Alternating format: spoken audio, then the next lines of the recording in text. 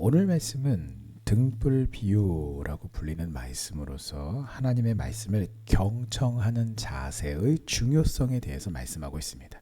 그러니까 즉 천국에 대한 교훈을 비유로 말씀하시는데 그 비유로 말씀하시는 궁극적인 목적은 이 감추는 데 있는 것이 아니에요. 그러니까 알지 못하도록 가리는 데 있는 게 아니라 오히려 진리를 분명하게 드러내는 데 있음을 밝히신 것입니다. 자, 오늘 21절에 보시면 예수님은 등불을 가져오는 사람에 대해서 말씀하세요. 자, 이 등불을 가져오는 사람의 목적이 있습니다. 그것은 바로 어두운 방 안을 그 등불을 사용해서 환하게 밝히는 것입니다. 뭐 지금이야 우리가 이제 LED라고 하는 그 등이 있죠. 그리고 스위치만 켜기만 하면요.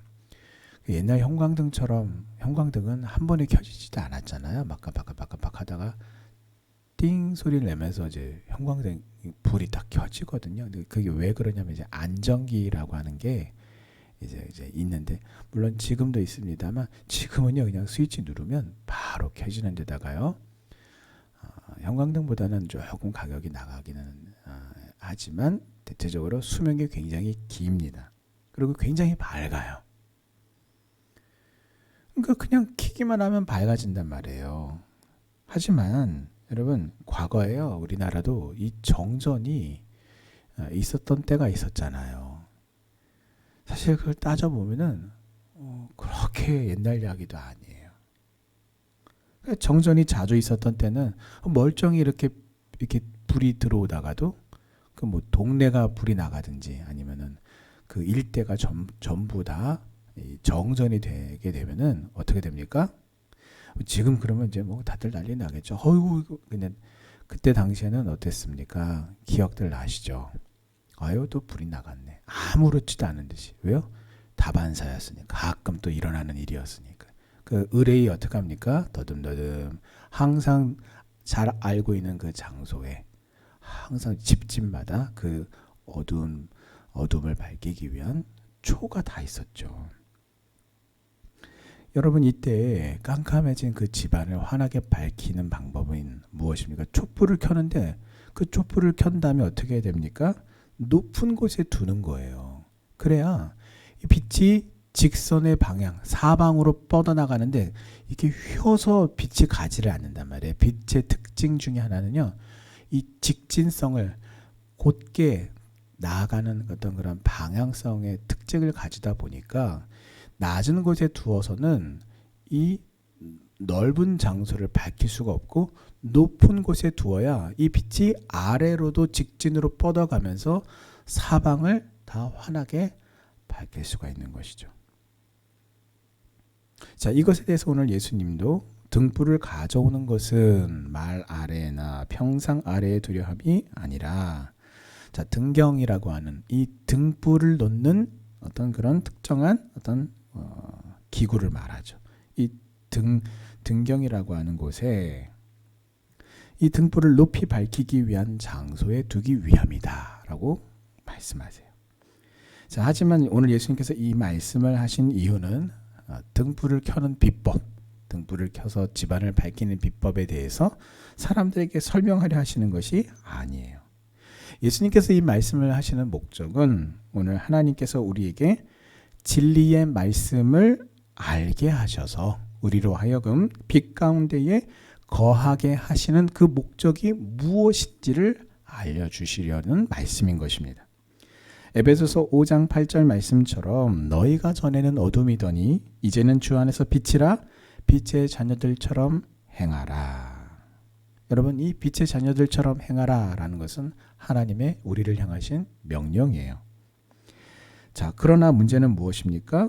우리는 스스로 빛일 수가 없어요. 빛이 될 수가 없고요. 그러다 보니까 빛을 낼 수도 없습니다. 이처럼 스스로 빛을 낼 수가 없는데 하나님은 우리에게 어떻게 해요? 어두운 세상을 밝히는 빛의 자녀로서 행하라 라고 하는 분명한 사명을 명령하셨어요. 그러므로 우리는 이 빛을 어떻게 해야 됩니까? 하나님께로부터 받아야 되는 거예요. 그것이 우리가 은혜 받음의 목적이에요. 하나님의 말씀을 받음의 목적과 이유가 되는 것입니다. 그래서 어떤 분들은 그 은혜 받음을 어떤 개인의 어떤 그런 욕구로만 왜요? 우리가 이제 뭐 마치 갈증에 물을 못 먹어서 갈증에 시달리듯이 하나님의 은혜를 못 받으면 우리 영혼이 목말라 하죠. 그러다 보니까 하나님의 은혜를 사모하게 됩니다.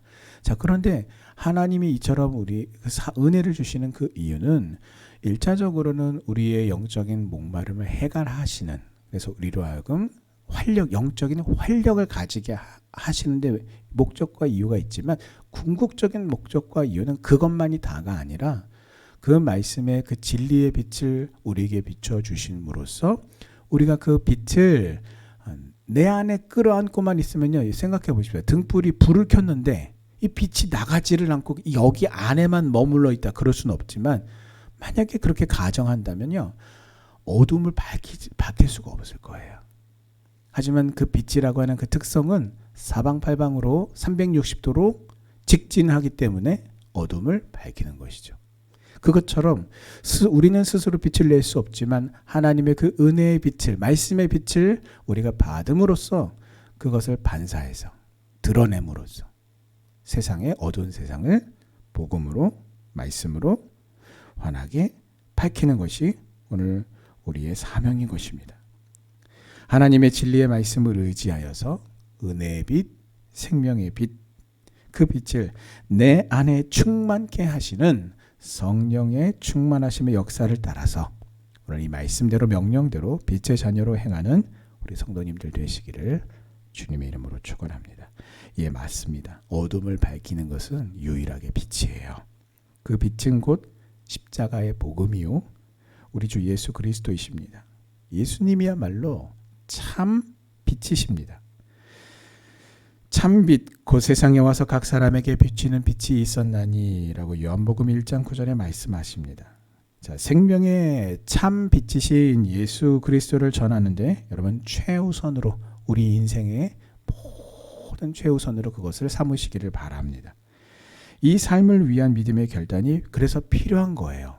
그냥 우리가 나는 이제 예수를 믿지 라고 우리가 그렇게 결정했다고, 오늘부터 교회를 나가지, 그렇게 교회를 출석했다고, 그렇게 내가 하나님을 믿기로 작정했다고 저절로 이 모든 것들이 되는 것이 아닙니다. 이것을 위해서는 처절한 우리의 어떤 결단, 믿음의 결단이 필요하고요. 그 결단에 따른 자기를 부인하는 그런 영적인 싸움이 우리 안에 필수적으로 일어나야 되는 것이에요.